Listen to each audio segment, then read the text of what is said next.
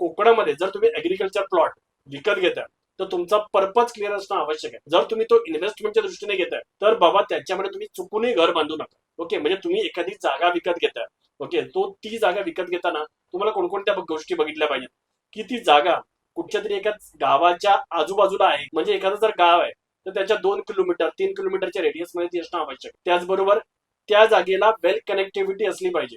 म्हणजे काय, Mumbai Goa highway, Mumbai Goa coastal highway, किंवा समजा आता कणकवली आचरा रस्ता आहे, किंवा समजा नांदगाव देवगड रस्ता आहे. तर हे जे मेन रस्ते आहेत ना, याच्या आजूबाजूला तुमचा जर ऍग्रिकल्चर प्लॉट असेल ना तर त्याच्यामध्ये ना तुमची जी प्राइस आहे तर ती इन्क्रीज होऊ शकते. उद्या जर तुमची हीच प्रॉपर्टी एखाद्या रेल्वे स्टेशनच्या बाजूला असेल तर तुम्हाला चांगलंच अप्रिसिएशन मिळू शकतं.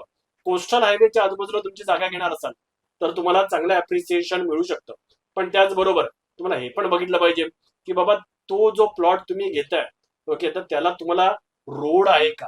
ओके, रोड नसेल तर तुम्हाला जे प्रॉपर्टीचे 10 रुपये मिळणार असतात ना, तर रोड नसेल तर प्रॉपर्टीचे 5 रुपये पण मिळणार नाही, किंवा ती जागा कधी इन फ्युचर मध्ये विकलीच जाणार नाही. तर त्याच्यामुळे प्रॉपर लीगल ग्रामपंचायतीला लागलेला रोड, ओके, डांबरी रोड लागलेला असेल आणि तो ग्रामपंचायतीचा असेल, कोणाचा तरी पर्सनल रोड नसेल, याची खात्री करून घेणं तुम्हाला नक्कीच आवश्यक आहे. त्याचबरोबर ऍग्रिकल्चर प्लॉट मध्ये जर तुम्ही इन्व्हेस्टमेंट करताय तर तुम्हाला माहिती आहे की ऍग्रिकल्चर प्लॉट घेताना तुम्हाला पूर्णच्या पूर्ण सर्च रिपोर्ट काढणं आवश्यक आहे. म्हणजे तुम्ही एखादा जागा घेताय तर कधी कधी तुम्हाला वाटतं अरे सातबाऱ्यावरती या व्यक्तीचं नाव आहे, या व्यक्तीच्या बरोबर मी व्यवहार करतो. तर ते तसं नाहीये. तुम्हाला प्रॉपर त्याचे फेरफार करून बघावे लागतील की बाबा सातबाऱ्यावरती ज्या व्यक्तीचं नाव आहे तो लिगल ओनर त्या जागेचा आहे का. मे बी वारस तपास झाला नसेल, अजून बऱ्याच लोकांची नावं त्या सातबाऱ्यावरती लागू शकतात वारस तपास झाल्यानंतर, किंवा चुकीने सुद्धा एखाद्या व्यक्तीचं नाव सातबाऱ्यावरती चढलेलं असतं. तर तुम्हाला ते फेरफार मध्ये कळून जातं की बाबा त्या जागेची हिस्ट्री काय आणि ती जागा या व्यक्तीच्या नावावरती कशी झाली. जर ती लिगली झाली असेल तर नथिंग लाईक. त्यानंतर मग कित्येक लोक सातबारा बघतात आणि जागा बघून येतात की बाबा अरे ही जागा मस्त वाटते, सातबारावरती दिसते आपल्याला.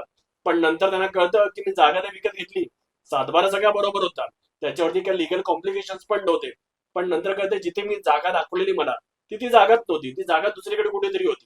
म्हणजे काय, तर तुम्हाला त्या जागेचा मॅप बघणं पण आवश्यक आहे की बाबा अकॉर्डिंगली गव्हर्नमेंट ती जागा नक्की आहे कुठे, तिचा एरिया कुठे आहे. तुम्हाला त्या जागेची प्रॉपर मोजणी करून घ्यावी लागेल आणि मोजणी केल्यानंतरच ना तुम्हाला ऍक्च्युअल अंदाज येईल की बाबा मी जी जागा विकत घेतोय ती जागा नक्की आहे तरी कुठे. तुम्हाला एकदा कळलं की बाबा ही माझी जागा आहे, माझा हा सातबारा बरोबर आहे, माझा मॅप बरोबर आहे, आणि त्यानंतर मग तुम्ही पुढे व्यवहार करता.